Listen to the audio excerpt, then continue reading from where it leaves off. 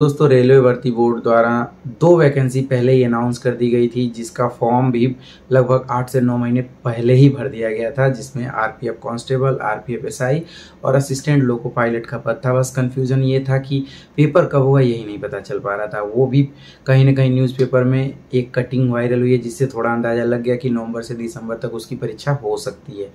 अब बच्चे इंतजार कर रहे थे कि कैलेंडर तो आप लोगों ने दिया था कि इस महीने आएगी, इस महीने आएगी, इस महीने पेपर होगा, तो ये एनटीपीसी की वैकेंसी कहाँ रुक गई है। तो भाई एनटीपीसी की जो वैकेंसी रुकी थी वो भी फिसलते हुए आप लोगों के सामने आ गिरी है। एनटीपीसी का फॉर्म 14 तारीख यानी कि आज से भरा जाना स्टार्ट हो जाएगा। आप लोगों के पास बहुत टाइम है फॉर्म भरने का।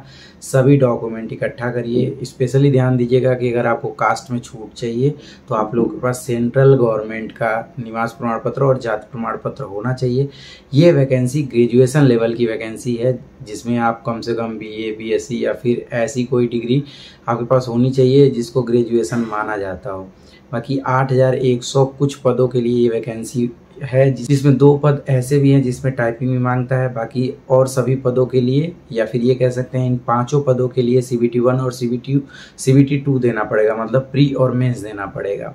जिसमें 1 से 2 पद ऐसे हैं जिसमें साइको टेस्ट भी होता है। तो चलो डिटेल में देख लेते हैं कि नोटिफिकेशन में क्या क्या चीज़ें दी हुई हैं, कौन कौन से डॉक्यूमेंट अपलोड करने हैं और भी क्या क्या डिटेल्स हैं। तो ये रहा आप लोगों के सामने एनटीपीसी का एकदम बड़ा सा नोटिफिकेशन, जिसमें हम लोग ये देखने वाले हैं कि क्या क्या चीज़ें डिटेल में दी हुई हैं और इस चीज़ से क्या क्या आपको फ़ायदा मिल सकता है।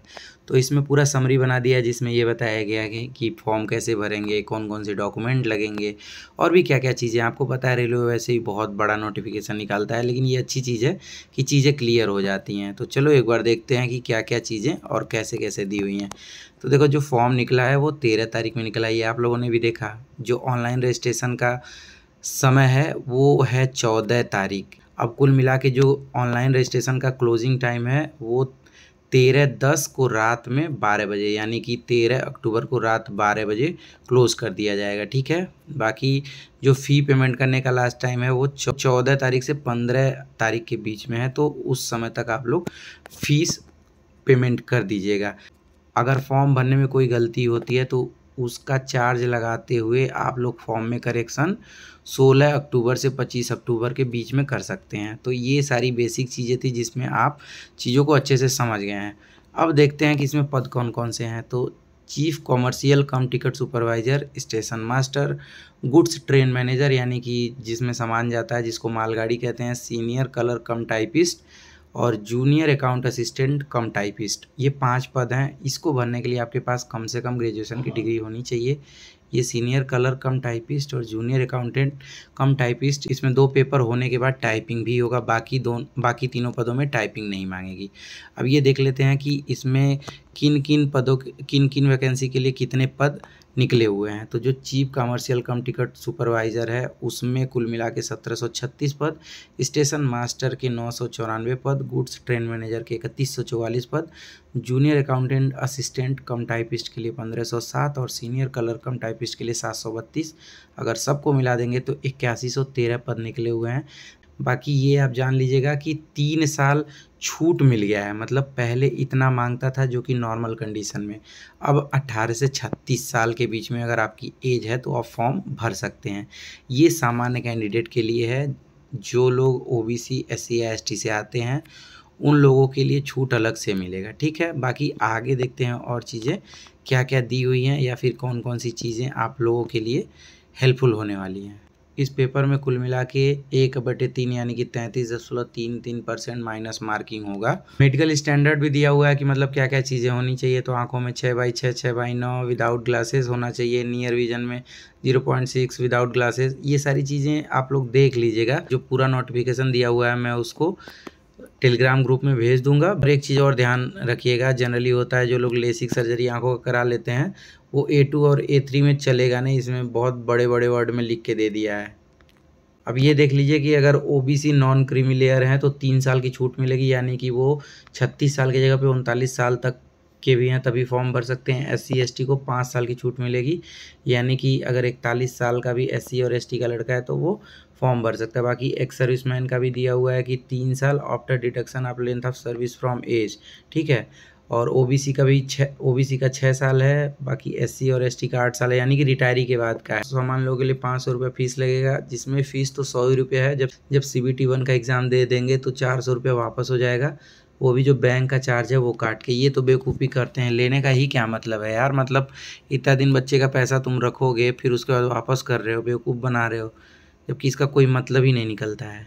अब देख लेते हैं कि इसमें कितने क्वेश्चन पूछे जाते हैं। तो कुल मिला के 90 मिनट का समय रहेगा। जो जनरल अवेयरनेस के क्वेश्चन है वो 40 रहेंगे, मैथ के 30 रहेंगे, जो रीजनिंग है उसके 30 रहेंगे। कुल मिला के 100 क्वेश्चन और 90 मिनट रहेंगे, ठीक है।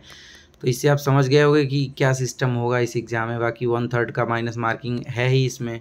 CBT 1 में सिलेबस क्या क्या है वो भी देख लेते हैं। तो मैथ में number system, decimal fraction, LCF, SCF, ratio and proportion, percentage, mensuration, time and work, time and distance, simple and compound interest, profit and loss, elementary algebra, geometry and trigonometry, elementary statics. General intelligence and reasoning में देख लेते हैं analogy, completion of number and alphabetical series, coding and decoding, mathematical operations, similarities and differences, relationships, analytical reasoning, syllogism, jumbling Venn diagram, puzzle, data sufficiency, statement conclusion, statement course and action, decision making, map, interpretation of graph, ठीक है।